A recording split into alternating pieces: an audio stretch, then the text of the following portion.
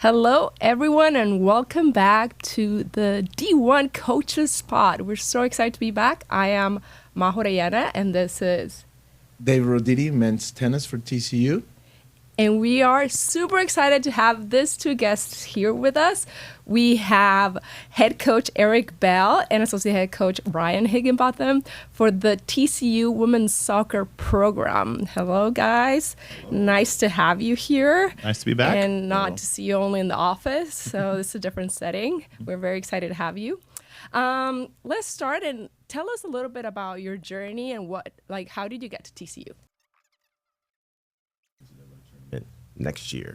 And so we did, and now we've done it every year except for 23, when I guess that's kind of our asterisk season. But we've done pretty well since then as far as making it to the tournament every year and, making it to a couple of Sweet 16s and Elite 8 and winning a few conference championships. That's cool. You guys have done an amazing job. And, we being coaches at TCU, one of the programs that we always looked up to was your program, right? Like another female sport that was super successful, but most important, super consistent. So thank you for raising the bar for us. Well, then you passed us. Exactly. Thanks for she raised the bar for us now, thanks. so I think it's time for us to step the game up you. a little bit. But that's, we talk to the kids a lot about, looking at women's basketball and looking at you guys now. It's like, it can be done at TCU, and so yes. Hopefully our group is pretty inspired to do that. And I think it's, we're an amazing institution that has a lot of resources. The community is amazing, right? And talking about the community and the people that help, talk a little bit more about your staff, your supporting staff who works with you and who helps you build the program. Well, first and foremost, we have Ryan, right? He's been my right-hand man since day one, and we've kind of been through all the trials and tribs throughout this course. We were just talking at camp yesterday about some of the stories that we share all the time, and they're sharing a different story with someone else that had never heard this story, and we got a million of them. So I'm thankful that he's been around and wanted to stay and help us build this program to where it is. And we have Tom Serratori, our goalkeeping coach, and camp director extraordinaire, and Tom is fantastic, and he's probably the best goalkeeping coach in the country, and he's developed some really good goalkeepers for us, and they've gone off to have tremendous careers as professionals, and he's one of the best in the business. And then we have Madison Kroger, who is a young star and is as smart as anybody can be, and is really super into soccer and wants to be good, and hopefully we can kind of help her and mentor her to be ultimately what she wants to be. And then there's Anna, our director of ops, who basically is the mother of the program and runs everything and just tells me where to go and when to show up. And I don't really have to do anything. I know she's going to take care of everything and make us look good. And, we have the 5 of us on our staff, on our hall. And then there's Emma Hoffman, our athletic trainer, who is with us pretty much daily as well. And she just told me yesterday that she graduated from high school in 2012, and I didn't know that, and kind of put it together with, she went to school at TCU, and so that was the first year that we were there, and I was like, wow, you're young. Yeah. She knew our first signing class. Yeah. So, yeah. And so it was weird talking about it, but she is fantastic. Yeah. She's very knowledgeable and very invested in what we're trying to do, and does a really good job of the rehab part of it with our players, and we're very fortunate to have her. And then there's Michael Wood, or Woody, our strength and conditioning coach, who does a tremendous job as far as the speed training and the strength and conditioning components and the fitness part of it. He's really, really good at it, and he's also heavy into the sports science part of it, and so he does all of our catapult numbers and all the things. And so I have one of the best staffs in the country, and I couldn't be happier. Yeah. And I will agree with you, because I know a bunch of your, like all of them actually, right. And we have worked with Anna, we had worked with Emma. One trip she came with us. We have worked with Woody as well, and then there are amazing professionals that are great people that care. And then you have Tom, great energy. He came the same year I came, so 7 years ago, and I think Madison was a great addition. Love her, love her energy, her disposition, and she's been amazing for you guys. So, hey, sorry guys, but I do love women's soccer staff. Eric, you talk about some of the players that have come and they've had a lot of success, and I've had the pleasure of being around the two of you right from the beginning. I think it's always a great sign when you can keep two coaches together for so long. I think that says a lot about your program, the consistency, what the players can expect. A lot of times you see a staff have success like you've had, and then, Ryan, you go and do your own program. So the fact that you've stayed together says a lot, and probably part of the success is why you For sure. you've been so For sure. successful. So you talk about that development, and what I know you guys are known for your development. I know you take a lot of pride in developing the players, not just the player but the person. Talk a little bit about that development. Take a player like Yasmin Ryan, who was not a top recruit, if I remember right. Yeah. But then by the time she left your program, she was. So Sure. talk a little bit about that. Well, we've had to do it in order to be successful, right? Because we're not getting, quote unquote, the youth national team. At least we weren't back in those days, right? And now we're doing a little bit better job of that. But we take great pride in our teaching of the game, and it's the development in my mind is twofold, right? I think there's an on the field development, but I also think there's an off the field development as well, and then they're both mutually important to me. I talked to Ryan a lot about this. Is like we have failed kids that we haven't been able to make them better, both as people and as players. And some players haven't gotten better, and that's disappointing to us because we take great pride in that. And for one reason or another, some kids just don't get better. But for the most part, we've done a halfway decent job of developing players, and it goes from individual meetings on a regular basis where we can meet with them and talk to them about soccer, and then there goes to the video component of it where, in the springtime, we're asking kids to take clips of the video from practice and games. And so 4 clips, 2 positive, 2 that they need to work on or they have questions about, and they bring them in. Typically, they bring in more than 4, but that's the minimum. And we talk about that. And then there's on the field stuff, whether it be small group or individual sessions that my staff and I are doing on a pretty regular basis throughout the spring. And then in the fall, there's a little bit more development, but the fall is basically for winning, right? And trying to win college soccer games. But in the spring, the development on the field is huge. Now, the other component, the other part of it is the mentorship. And I think that's super important. And, I enjoy what TCU had at the end of every semester, there's the Stoling ceremony. And for me, it is a huge day because I don't go to the graduations. I go to the Stolings because it's our way to appreciate the players and what they've done and what they've accomplished with our program. And so it's a huge day for me. But the mentorship and seeing them come in as naive 18, 17-year-old kids to 21, 22, 23-year-old women with confidence and a sense of self that they understand themselves, and it's part of the reason why I get up every day, and it's a huge component to our program, and we take great pride in it, both on and off the field. As the mentorship is huge for us. Yeah, I've noticed. Obviously, we've been around. I've had the pleasure of watching the two of you develop that program from, like you said, struggling in the beginning to where it is today. And part of that development, you actually you get professionals to come and help you. You Sure. put resources. You pay for this company-driven leadership with Mary and Eric. Mm-hmm. Tell us about that. Tell us about how you're not just saying, but you actually invest in this personal development. Yeah, I'll let you take this. Yeah, no, I think we work with a couple of groups. I mean, Yeah, obviously we work we've with worked with Driven for Leadership now, and then we work with Becky Burley, who's another group. What drives winning? What drives winning, and they both kind of do different things with the program, but they definitely are very important to our success. And I think it's great to have a different voice also. I think that's really important that the girls hear a different voice. But the Driven for Life program, they come in and it's not really soccer based, as you guys know. I think you all work with them also, and so they talk about the personal development. They talk about how to interact with adults, how to manage conflict, how to how to set goals and to follow them, how to own some of your own struggles, and how do you get through some of those own struggles. And so working with them to just better the person is an awesome thing that we get to do, and I know that it's a big part of the development of the kids off the field for sure. So yeah. What about the other one?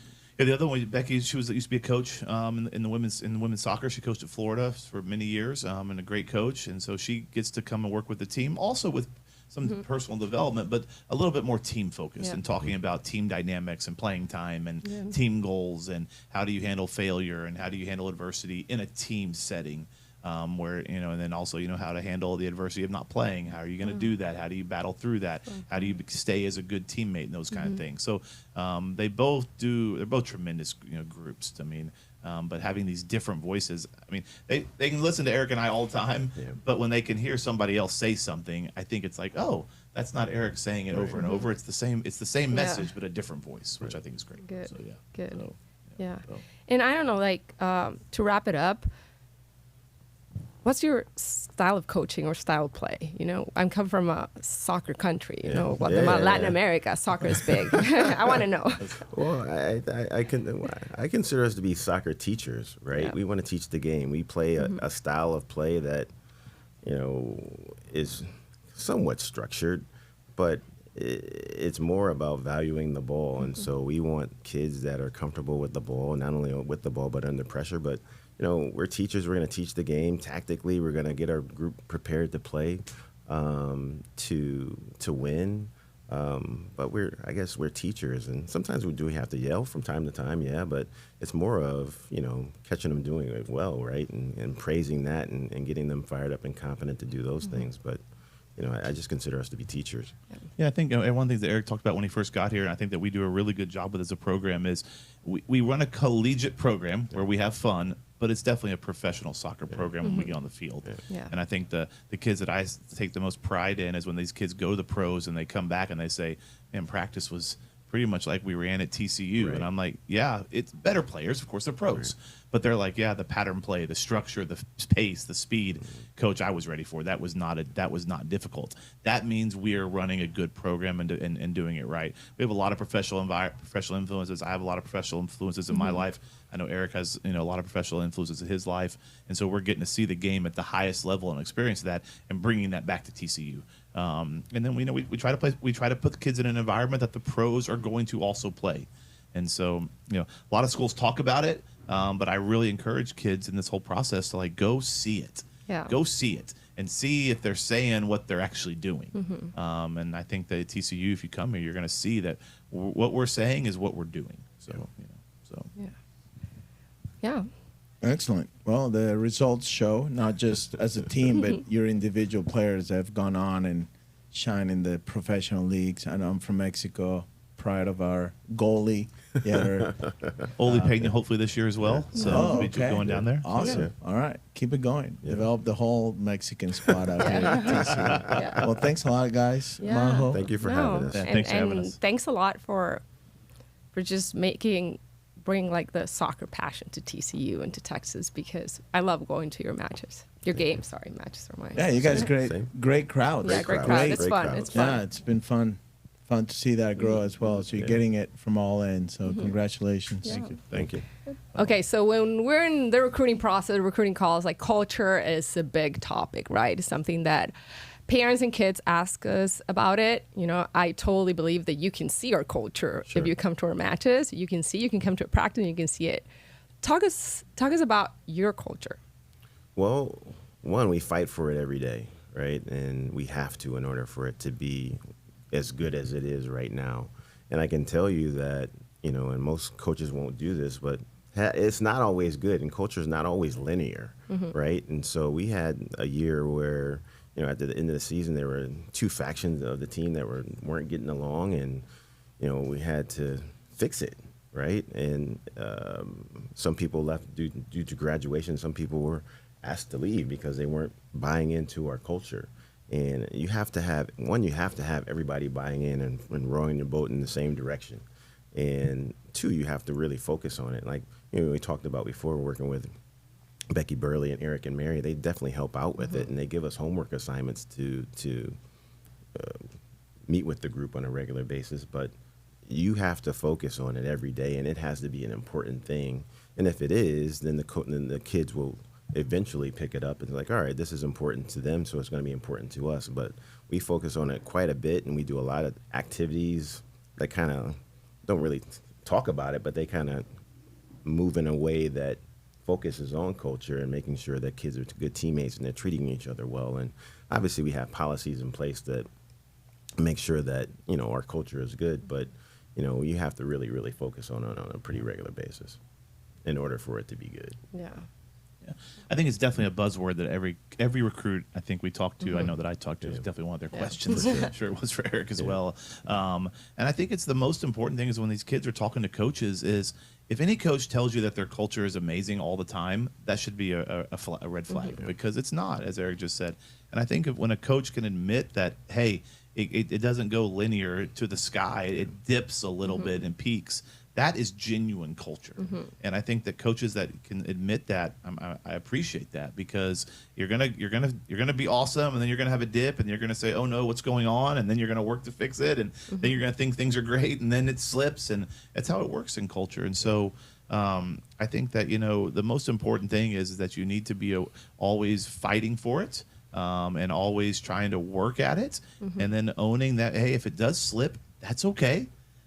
Let's get back to let's figure out what went wrong, and let's get back to working to improve it again. And so, just to all the parents out there, like, culture is a great question, but don't just let a coach say, "Oh, my culture's great," and then move on, because that's not a real answer. Make sure if you're going to ask the question about culture, you actually follow it up with questions that make them kind of own how their culture is. Yeah. And it's about the people too. You want to bring in the right people, or at least the people that maybe they're not the big leaders, but they are going to pour themselves into your program, and they're going to work hard and all that stuff. So yeah. And your culture is not just the head coach. Your culture is the whole staff, your support staff. The university, all of it all goes into it. So if Eric is living one culture and I'm living a different culture, well, then we don't have a good culture. No. And so you got to make sure that everybody is doing the right thing. So. Ryan, we all make those phone calls. We're constantly on the phone, recruiting, talking to the families, the parents, the kids. And I get the sense, at least in tennis, that some of these recruits are young. They're 16. And they feel like they have to ask certain questions. What would you advise to them in these conversations, in these phone calls, about the type of questions they should be asking? What would you say to them? It's a great point, because I'm sure we all four could sit here and literally write up the 3 questions that we're going to get if a kid calls us randomly. We know the questions we're going to get. What's your culture? What's your playing style? And something else. And I tell kids all the time when I try and do these college lectures, about college soccer recruiting, is what is important to you. Any question you ask that's important to you is a good question. And I think if you want to know about what dorm life is like, if you want to know what sorority life is like, if you're able to do a sorority, are you able to go to the football games on the weekends? Are you able to do foreign study? Are you, able to go on a trip for spring break? All the questions that I think that are genuinely important to you is what these kids should be asking. Not what's been read in a book, not what they heard their friend ask, not what a coach said, but finding questions that are important to them, because then you're going to find out the school that's right for you. And you don't have to transfer. And we all know about the transfer portal and all that. And the less you can get into that, I think the better your experience is going to be. And so trying to find questions that when you sit down with your mom and dad, or whoever your support staff is, your own personal support staff, talk to them, hey, this is what's important to me. And that's a good question. And if you're afraid to ask that question, then you're probably at the wrong school anyway. So find out the important things to you, what's genuine in your heart, and ask those questions, because then you're going to be happy wherever you go. That's what I think is the key thing. So yeah.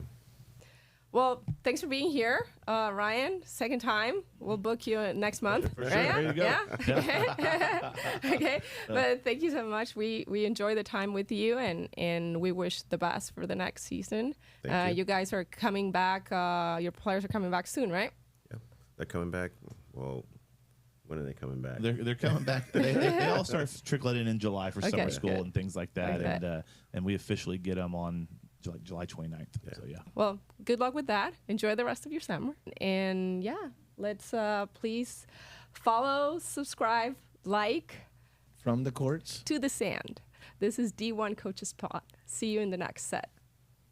Go Frogs. Go Frogs. Yes.